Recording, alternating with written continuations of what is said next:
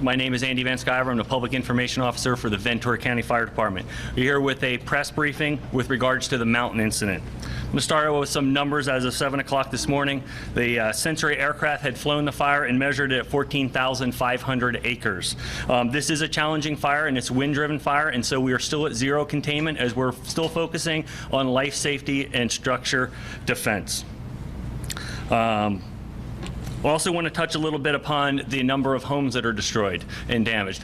We are currently in the process of deploying 10 damage assessment teams that are going to go through every street and every property and do an analysis on every outbuilding and every home and give us a report back on that. That is going to take some time. We want to do it right the first time and make notifications to the property owners that their property has been damaged or destroyed. So please hang with us as we are challenged with the time it takes to go door to door with 10 teams. We're going to do it as quickly and efficiently as possible.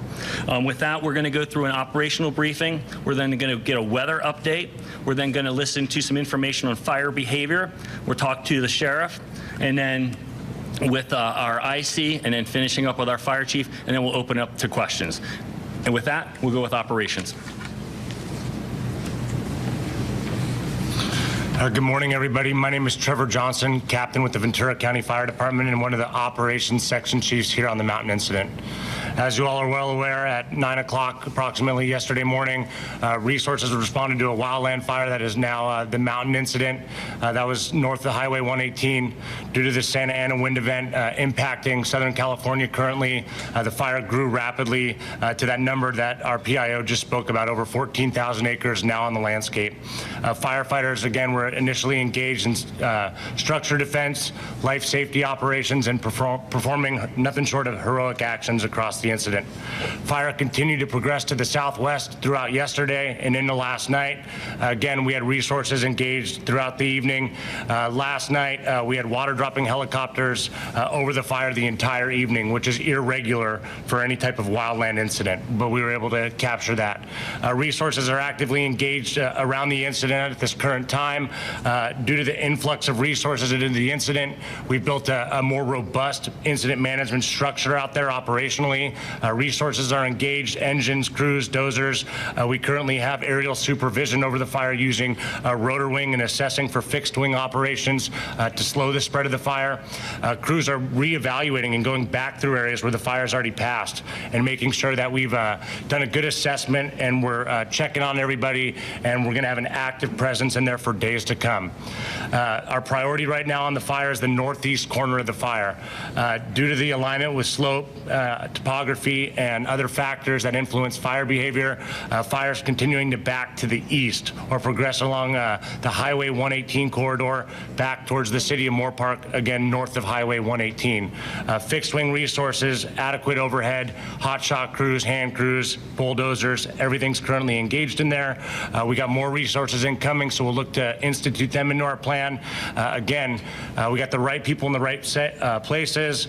We believe we've ordered appropriately and are managing every aspect of this incident operationally, coordinating with all of our stakeholders due to the damages to structures, residences, infrastructure, power, electrical, you name it. Firefighters are dealing it with out there on the ground. With that, that concludes the operational update. Thank you.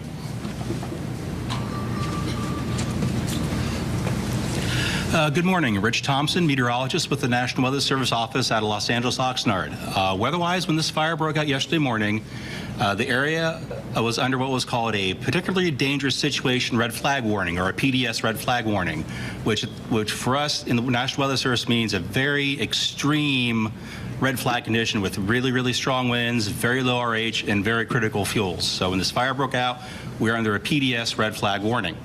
Now, by this morning, those conditions have moderated a little bit, so now we just have a normal red flag warning in effect for the area, and that red flag warning is in effect for the fire until 6 o'clock this evening. That means we expect Santa Ana winds gusting from the northeast at about 25 to 35 miles per hour through the afternoon hours, along with humidity down to around 10 to 15%. Fortunately, by mid-late afternoon, we expect those Santa Ana winds to diminish in strength and actually maybe get a weak westerly wind moving across parts of the fire. So therefore, by 6 o'clock this evening, we expect those red flag conditions to end across the area. Hence, the red flag warning will be expiring at 6 o'clock this evening for this area of Ventura County. Then going into tonight and tomorrow, we expect tonight and tomorrow morning just a very, very light northeasterly wind across the fire with a kind of a weak westerly wind tomorrow afternoon, but the conditions staying still very dry. Humidity is generally probably 10 to 15, 20% range. But again, the red flag warning will be in effect for this area until 6 o'clock this evening. Then those Santa Ana winds will diminish in strength, and we'll just kind of have a typical weak offshore winds at night, weak sea breezes in the afternoon for the weekend.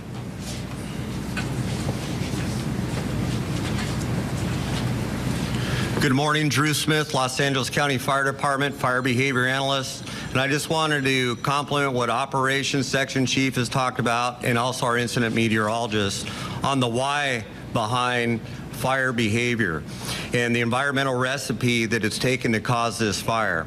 So as we know that we're coming off of 2 years of above average rainfall, which gives us a very robust grass component, and with those fine fuels that are receptive to warm, dry, windy, supports the right recipe to promote large fire growth when we have high winds. So as the Weather Service with Rich talked about, our red flag. Red flags mean that we have that warm, dry, windy, and we have a receptive fuel bed with spotting that gives us that exponential fire growth. So when we have those environmental recipe, if you will, to promote this, it's because of the receptive fuel bed, the ember cast that can transfer those embers up to 3 miles and give us that large fire growth. Complementing operations, and what does it mean on the landscape, is when you have high winds, it challenges our tactical opportunities to engage in fire. So when we have live fuel moistures through seasonal drying that are at 60%, which is critical, we have residency time of those fuels as they burn to get in that convective wind column, transport those embers downrange, makes it very challenging for our firefighters to combat these fires. These fires, when we're on our high-risk days with Santa Ana winds, are different from when we have our fires during the summer that are not in a wind-dominated fire environment. So that's what gives us this fire during the fall when we have red flags.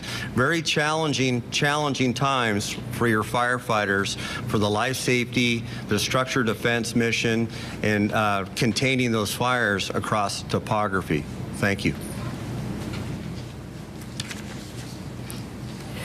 All right, so we are following this fast-moving brush fire that is just raging out of control just outside Los Angeles. You're hearing all the various officials here briefing you on the situation. These homes have been burning. People have been running for their lives. More than 14,000 acres now torched so far. And as you just heard from fire officials, 0% of this blaze has been contained. It's been a struggle for firefighters that we're hearing trying to gain an edge on this mountain fire. Our Melissa Adon is there on the ground. She's in Camarillo. She's been listening, of course, to the press conference.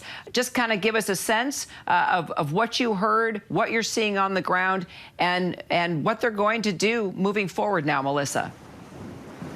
Absolutely, Kira. Look, just to start off, the conditions that they're describing is very accurate. Throughout this morning, we have still been feeling those gusty winds up to 40 miles per hour. They continuously, we're really feeling it. We can see them blowing there out in the distance. You see that dust, that smoke, and it's bringing in so many particles, Kira. Big reason why I have goggles on. I can just imagine double this 80-mile-per-hour winds that they experienced yesterday is how you can really easily depict how those flames that moved from over the mountain through this hillside and torched so many homes. Kira, this is just one home, and this is exactly what CAL FIRE mentioned they're doing. They're going neighborhood by neighborhood, home by home to assess the damage. Just on this block, this is just one home. All of these homes here destroyed, but right across the street, those homes intact. They made it. They survived. But in Kira, it is just another example about erratic fire behavior, about these very dangerous wind conditions, because you go down another street, other rows of homes are gone. So that is why it is a difficult task, as they were explaining,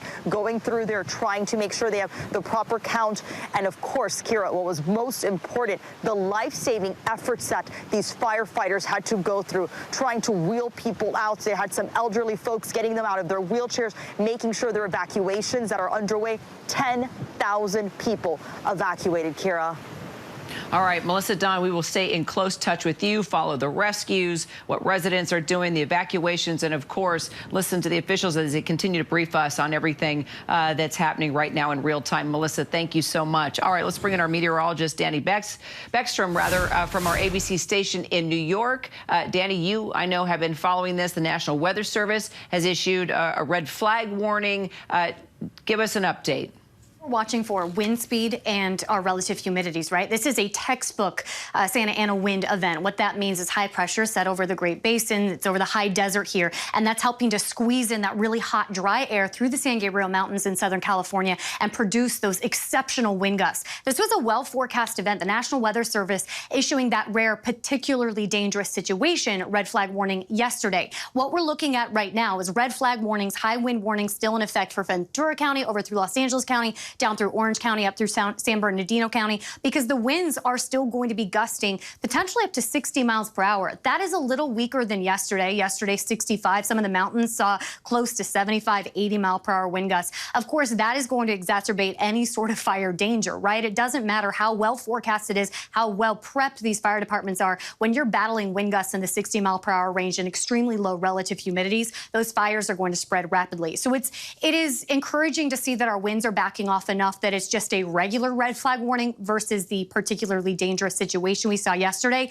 But we're not going to see real relief until we move into tomorrow. We still could see gusts 35 to about 60 miles per hour through the San Gabriel Mountains today, and that's going to mean really difficult firefighting conditions, because when you have those Santa Ana winds, it's not just the wind gusts, it's the fact that it's that warm air, that dry air blowing in from the desert, and that's going to continue to dry out the brush, going to keep the air really dry, which really makes the fire situation critical. So we're still watching this today. It is still an issue today, but improvement is expected as we move into tomorrow.